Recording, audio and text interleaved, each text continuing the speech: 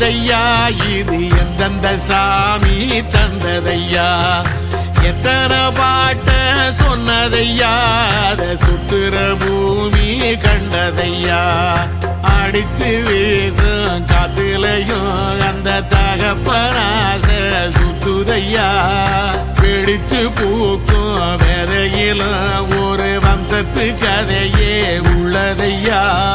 100 தலைமுறை சேர்ந்து செதுக்குன ஈர நலம் இது பாறையா